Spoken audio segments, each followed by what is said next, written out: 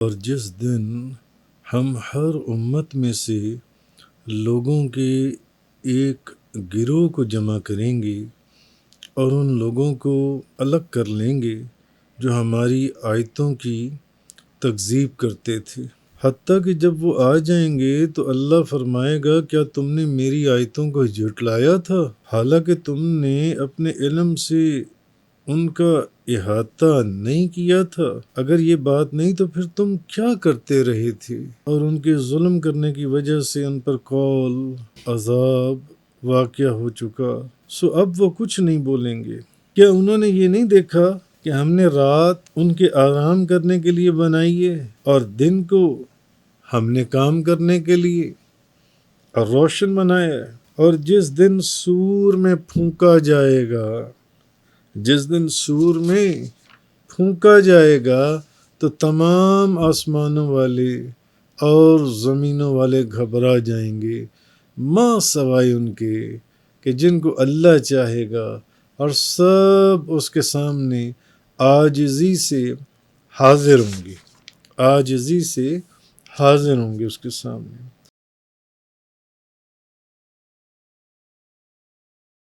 وَيَوْمَ نَحْشُرُ مِنْ كُلِّ أُمَّةٍ فَوْجًا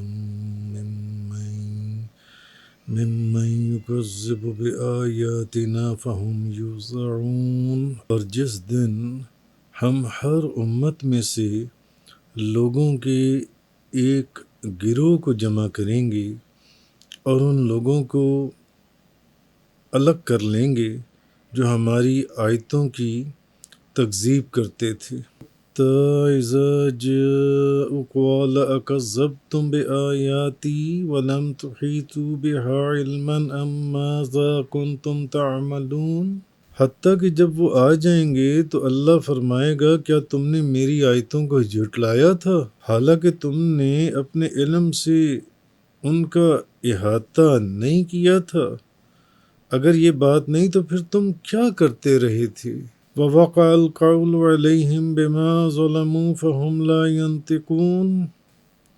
اور ان کے ظلم کرنے کی وجہ سے ان پر قول عذاب واقع ہو چکا، سو اب وہ کچھ نہیں بولیں گے۔ معنی یہ کہ اے محمد صلی اللہ علیہ وسلم، آپ اپنی قوم کو ذرا وہ وقت تو یاد دلوائیں جب ہم تمام نبیوں کی امتوں میں سے ان گروہوں کو جمع کریں گے، ہر نبی کی امت میں سے اس گروہ کو جمع کریں گے جو ہماری آیتوں کی تکذیب کرتے تھے، ہماری آیات کو جھٹلاتے تھے، انکار کرتے تھے ہماری آیات کا۔ ان کو جمع کیا جائے گا، ان گروہوں کو، یا ان کو روک لیا جائے گا وہاں پر۔ اچھا، اب یہاں پر اس فوج سے مراد یہ بھی ہے کہ اس گروہ کے جو رئیس تھے، یعنی ہر امت کے لوگوں میں سے ان کے رئیسوں یا سرداروں کو روک لیا جائے گا، یہاں تک کہ عوام جو ہیں، عوام ان سرداروں سے آ کر مل جائیں گے۔ مثلا فرعون کو روک لیا جائے گا، نمرود کو روک لیا جائے گا، اور ابی بن خلف کو روک لیا جائے گا، یہاں تک کہ ان کے جو ماننے والے ہیں، فرعون کے، نمرود کے، ابی بن خلف وغیرہ کے، ان کے ماننے والے بھی ان کو روک لیا جائے گا کہ ذرا رکو تو صحیح، جو تمہارے ماننے والے ہیں وہ بھی ذرا تمہارے پاس آ جائیں، تمہارے ساتھ شامل ہو جائیں اس گروہ کے اندر۔ اور پھر ان سب کو، جب یہ سب اکٹھے ہو جائیں گے تو پھر ان کو دوزخ کی طرف لے جایا جائے گا۔ اب ان کو دوزخ کی طرف لے کے جائیں گے، تو جب وہ آ جائیں گے تو اب اللہ تعالیٰ ان سے فرمائے گا کہ تم نے میری آیات کو جھٹلایا تھا، میری آیات کو سنتے تھے اور میری آیات کو جھٹلاتے تھے، یعنی میں نے اپنے رسولوں کے اوپر جو آیات نازل کی تھیں تم اس کا انکار کرتے تھے، مذاق کرتے تھے، جھٹلاتے تھے، ان کی تکذیب کرتے تھے، یا میری توحید کے اوپر جو دلائل تھے تم ان کا انکار کرتے تھے؟ تو بغیر دلائل کے، فقط اپنی جہالت کی وجہ سے تم ان آیات کا انکار کرتے تھے، ان نشانیوں کا انکار کرتے تھے جو آیات میں نے نازل کی۔ تو جب تم نے ان آیات میں کوئی بحث نہیں کی اور ان پر کوئی غور و فکر ہی نہیں کیا تو تم کیا کرتے رہے؟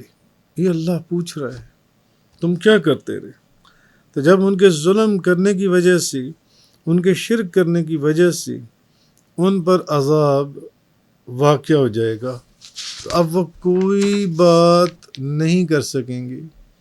کیونکہ ان کے پاس اپنے شرک اور جو وہ گندے اعمال اور برے اعمال کرتے تھے، اب ان پر کوئی عذر نہیں ہوگا کہ وہ اپنے برے اعمال کے اوپر کوئی عذر اللہ کی بارگاہ میں پیش کر سکیں، اور نہ کوئی عذر ہوگا اور نہ ان کے پاس کوئی دلیل ہوگی۔ اور اکثر مفسرین نے یہ کہا کہ ان کے منہ کے اوپر مہر لگا دی جائے گی، اب وہ وقت ختم ہو چکے اور وہ کوئی بات نہیں کر سکیں گے، کوئی بات نہیں کر سکیں گے۔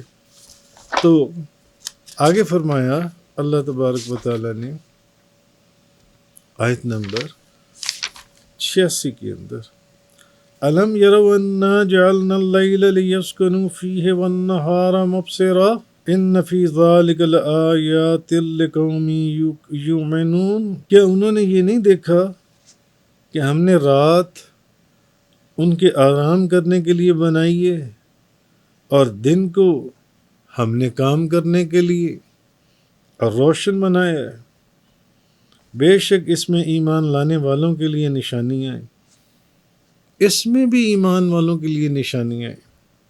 اللہ تبارک و تعالیٰ فرما رہے اس میں بھی، یعنی انہوں نے نہیں دیکھا کہ یہ ہماری حکمت ہے کہ ہم نے رات کو بھی بنایا اور دن کو بھی بنایا۔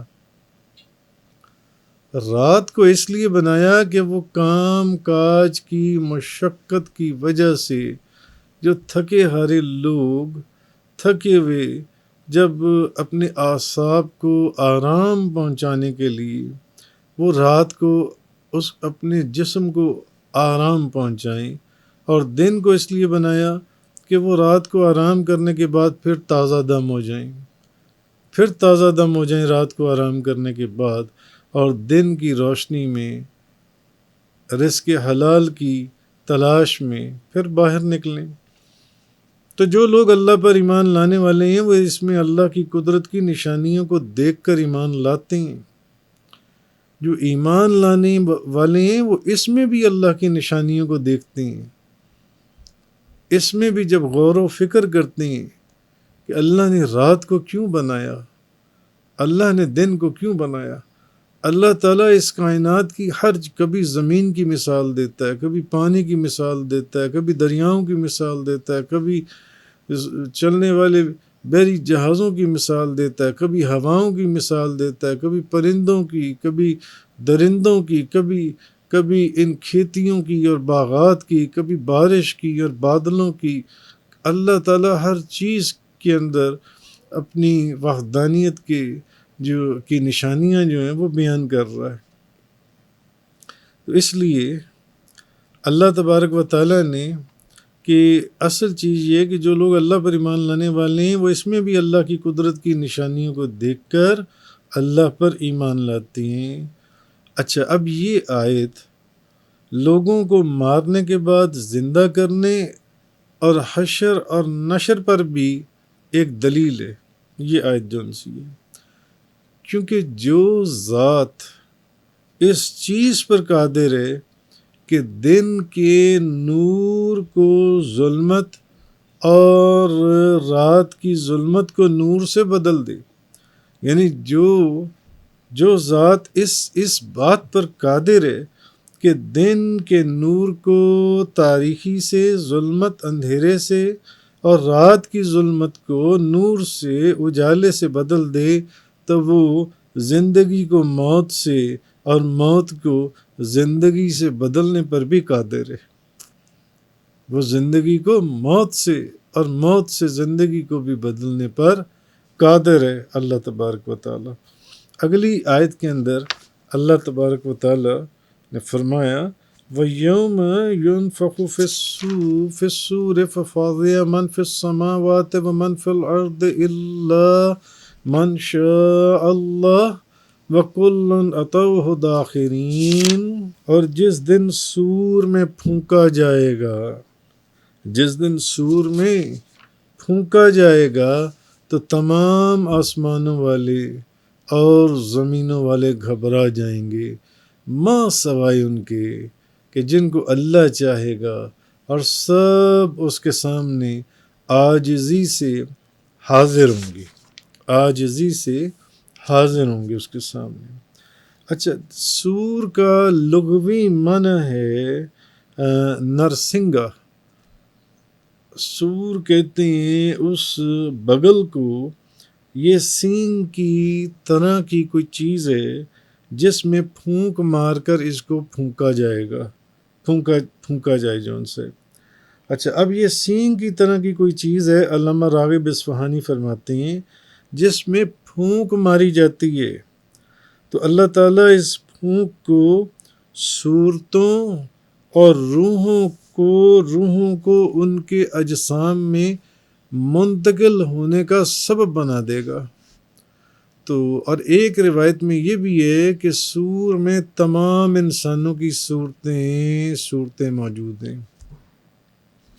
اور ایک روایت میں سنن ابو داؤد شریف کی حدیث میں ہے کہ نبی کریم صلی اللہ علیہ وسلم نے فرمایا تمہارے ایام میں سب سے افضل جو دن ہے وہ جمعہ ہے، دنوں میں سب سے افضل دن جمعہ ہے، اسی دن۔ اچھا، جمعہ حضور فرمانے جمعہ افضل ہے، اور کیوں فرمانے؟ اس لیے کہ اسی دن حضرت آدم علیہ السلام پیدا ہوئے، اور اسی دن ان کی روح قبض کی گئی، اسی دن سور پھونکا جائے گا، جمعے والے دن ہی سور پھونکا جائے گا۔ سنن ابو داؤد کی حدیث ہے، سنن نسائی شریف کی حدیث ہے، اسی دن سور پھونکا جائے گا، اسی دن۔ تو نبی کریم صلی اللہ علیہ وسلم نے فرمایا اسی دن آدم علیہ السلام پیدا ہوئے، اسی دن ان کی جمعے والے دن ہی ان کی روح قبض کی گئی، روح قبض کی گئی جو ان سے، اور اسی دن سور پھونکا جائے گا، اور اسی دن سب مر جائیں گے، اسی دن۔ اچھا، اب اس چیز میں ایک اختلاف پایا جاتا ہے کہ سور جو ہے یہ کتنی مرتبہ پھونکا جائے گا، 4 مرتبہ، 3 مرتبہ یا 2 مرتبہ، کیونکہ بے شمار احادیث ہیں، اس کے اندر ایک اختلاف ہے۔ تو جو زیادہ تر محققین علماء ہیں ان کا اتفاق اس بات پر ہے کہ سور میں صرف 2 مرتبہ پھونکا جائے گا، سور میں۔ اس آیت میں تو سور کا ذکر ہے نا کہ جب سور پھونکا جائے گا، تو سور میں 2 مرتبہ پھونکا جائے گا۔ پہلی مرتبہ جب پھونکا جائے گا تو سب مر جائیں گے، سب مر جائیں گے، اور دوسری مرتبہ جب پھونکا جائے گا تو سب زندہ ہو جائیں گے، سب زندہ ہو جائیں گے۔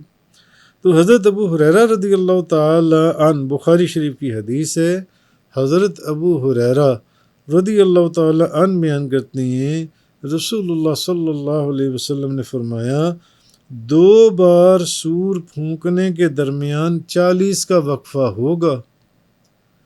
نبی پاک صلی اللہ علیہ وسلم نے فرمایا یہ جو 2 مرتبہ سور پھونکا جانا ہے نا، اس کے درمیان میں کتنا وقفہ ہے؟ 40 کا۔ یہ حدیث حضرت ابو ہریرہ سے روایت ہے۔ اچھا، لوگوں نے کہا اے ابو ہریرہ 40 دن؟ انہوں نے کہا میں نہیں کہہ سکتا۔ لوگوں نے کہا 40 مہینے، یعنی پہلے سور اور دوسرے سور کے پھونکے جانے میں کتنا فاصلہ ہے؟ 40 دن؟ انہوں نے کہا میں کچھ نہیں کہہ سکتا۔ تو لوگوں نے کہا 40 مہینے؟ انہوں نے کہا میں نہیں کچھ کہہ سکتا۔ میں نہیں کہہ سکتا. لوگوں نے کہا 40 سال، انہوں نے کہا میں نہیں کہہ سکتا. اور پھر اللہ تعالیٰ آسمان سے پانی نازل فرمائے گا. حدیث میں جس سے لوگ اس طرح اگیں گے جس طرح سبزہ اگتا ہے، کیونکہ لوگ تو سب مر چکے ہوں گے. اب جب اللہ آسمان سے پانی جو ان سے نازل فرمائے گا تو جس سے لوگ اس طرح اگیں گے جس طرح سبزہ اگتا ہے. تو حضرت ابو ہریرہ نے کہا ایک ہڈی کے سوا انسان کے جسم کی ہر چیز گل جائے گی اور وہ دم کی ہڈی کا سرا ہے، اور قیامت کے دن اسی سے انسان کو دوبارہ بنایا جائے گا. تو یہ اس آیت مبارکہ کے اندر سور کا ذکر تھا کہ اس طریقے سے اللہ تبارک و تعالیٰ نے فرمایا، اور جس دن سور میں پھونکا جائے گا تو تمام آسمانوں والے اور زمینوں والے گھبرا جائیں گے، ما سوائے الا من شاء اللہ، ما سوائے ان کے جن کو اللہ چاہے. اور وَكُلٌّ أَتَوْهُ دَاخِرِينَ، اور سب اس کے سامنے عاجزی سے حاضر ہوں گے. وآخر الدعوانا ان الحمد للہ رب العالمین. تفسیر قرآن کا یہ لیکچر انگلش میں سننے کے لیے براہ کرم ڈسکرپشن میں موجود لنک پر کلک کریں.